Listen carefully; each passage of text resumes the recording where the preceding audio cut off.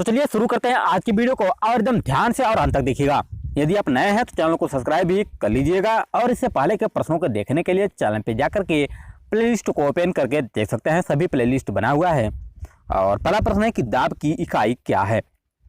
4 option है और 5 option है इसमें से, और 5 ऑप्शन में से आपको बताना है कौन सा ऑप्शन सही है। तो राइट आंसर है ऑप्शन नंबर पहला, न्यूटन प्रति वर्ग मीटर। और नेक्स्ट प्रश्न है कि सूर्य की फोटोग्राफी के लिए किस उपकरण का प्रयोग किया जाता है।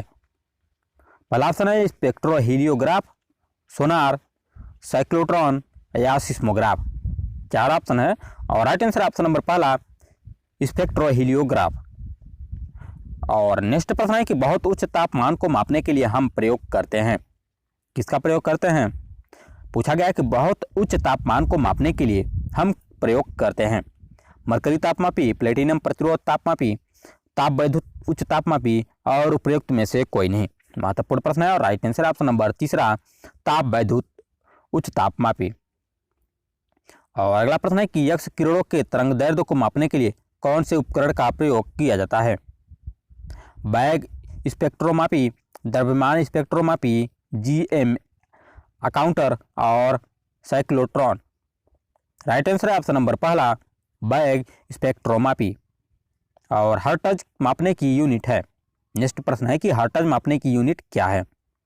पहला ऑप्शन है कि तरंगों की आवृत्ति, तरंग दैर्ध्य, तरंगों की तीव्रता। लास्ट ऑप्शन है तरंगों की स्पष्टता। ऑप्शन नंबर 1 करेक्ट आंसर है तरंगों की आवृत्ति। हर्ट्ज से क्या मापा जाता है, तो तरंगों की आवृत्ति।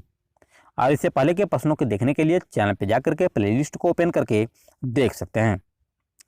नेक्स्ट प्रश्न है कि एक्सरे की खोज किसने की थी। देख सकते हैं रिपीट हुआ प्रश्न है, एक्सरे की खोज किसने की थी। बैकेरल, रोएंटजन, मैरी क्यूरी, वान लू। तो राइट आंसर है ऑप्शन नंबर दूसरा, रोएंटजन। और नेक्स्ट प्रश्न है कि प्रकाश वर्ष होता है। पहला ऑप्शन है कि वह वर्ष जिसमें सूर्य का प्रकाश अधिकतम रहा हो। दूसरा ऑप्शन है वह वर्ष जिसमें कार्यभार हल्का रहा हो। तीसरा ऑप्शन है प्रकाश द्वारा एक वर्ष में चली गई दूरी। और लास्ट ऑप्शन है सूर्य तथा पृथ्वी के बीच की औसत दूरी। तो राइट आंसर है ऑप्शन नंबर तीसरा, प्रकाश द्वारा एक वर्ष में चली गई दूरी। और नेक्स्ट प्रश्न है कि पारसेक मात्रक है। पारसेक किसका मात्रक है। दूरी का, समय का, प्रकाश की चमक का, चुंबकीय बल का। तो राइट आंसर है ऑप्शन नंबर पहला, दूरी का। और अगला प्रश्न है कि रक्तदाब नापने के यंत्र का नाम है। Tachometer, sphygmomanometer, actimeter, barometer. रक्तदाब नापने के यंत्र का नाम क्या है। महत्वपूर्ण प्रश्न है और राइट आंसर ऑप्शन नंबर दूसरा, स्फेग्नोमैनोमीटर। दूध के घनत्व को किसके द्वारा मापा जाता है। Lactometer, hydrometer, barometer. Last option है हाइग्रोमीटर। दूध के घनत्व को किसके द्वारा मापा जाता है। तो ऑप्शन नंबर पहला करेक्ट आंसर है लैक्टोमीटर। रेफ्रिजरेटर वह प्रक्रिया है जिससे, पहला ऑप्शन है कीटाणु मर जाते हैं, कीटाणुओं की वृद्धि दर घट जाती है, कीटाणुओं की कार्य क्षमता रुक जाती है, और लास्ट ऑप्शन है कीटाणुओं का प्लाज्मा बन जाता है। तो इसमें से राइट आंसर है ऑप्शन नंबर दूसरा, कीटाणुओं की वृद्धि दर घट जाती है। और नेक्स्ट प्रश्न है कि एक निर्वात मार्जक भाप के अंतर नियम के अनुसार कार्य करता है। चंद्र में वह कैसे कार्य करेगा। 4 ऑप्शन है, ऑप्शन को पढ़ लीजिएगा। और इसमें से राइट आंसर ऑप्शन नंबर आपका दूसरा, कार्य नहीं करेगा। और नेक्स्ट प्रश्न है कि ताप उपक्रम होता है। ताप उपक्रम होता है किस पर होता है। धनात्मक ह्रास पर, ऋणात्मक ह्रास पर, तटस्थ अवस्था, या लास्ट ऑप्शन इनमें से कोई नहीं। तो राइट आंसर ऑप्शन नंबर पहला, धनात्मक ह्रास पर। वर्षा की बूंद का गोलाकार किस कारण से होता है। देख सकते हैं रिपीट हुआ प्रश्न है कि वर्षा की बूंद का गोला आकार किस कारण से होता है। श्यानता, पृष्ठ तनाव, प्रत्यास्थता या गुरुत्व। तो आप में कमेंट कीजिएगा कौन सा ऑप्शन इसमें सही है। सरल प्रश्न है और रिपीट हुआ प्रश्न है।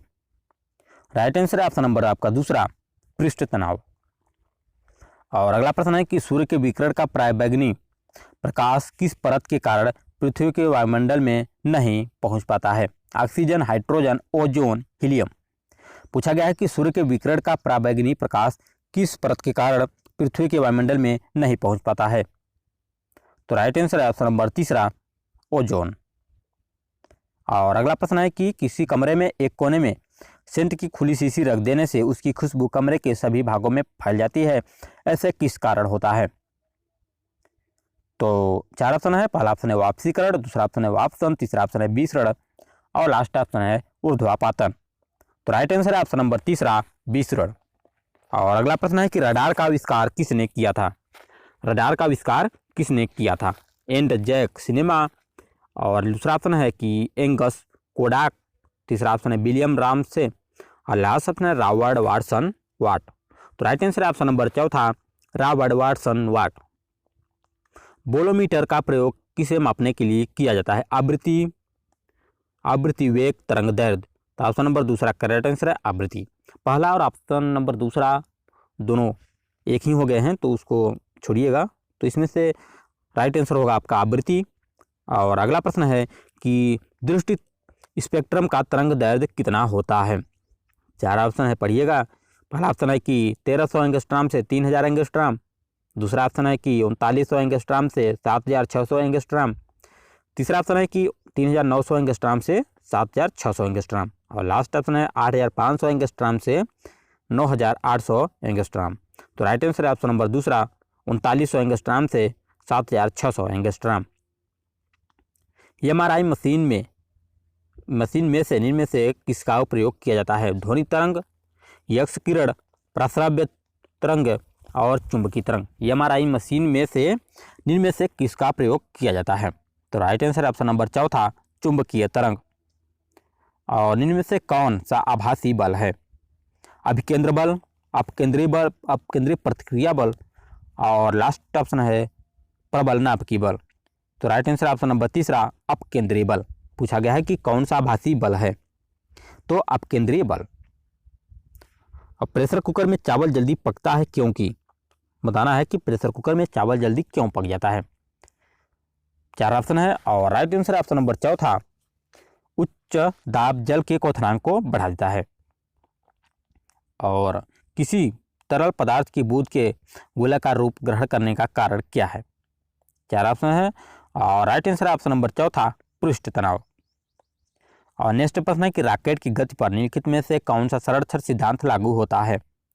और पहला ऑप्शन है आपका द्रव्यमान का संरक्षण, दूसरा ऑप्शन है आवेश का संरक्षण, तीसरा ऑप्शन है समय का संरक्षण और लास्ट ऑप्शन है ऊर्जा का संरक्षण।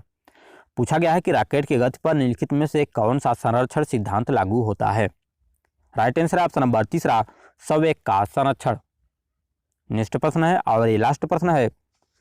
पूछा गया है कि लाल रंग को आपात या खतरा सिग्नल के रूप में प्रयोग किया जाता है क्योंकि, किस लिए प्रयोग किया जाता है। तो राइट आंसर ऑप्शन नंबर दूसरा, इसका तरंग दैर्ध्य सबसे लंबा होता है।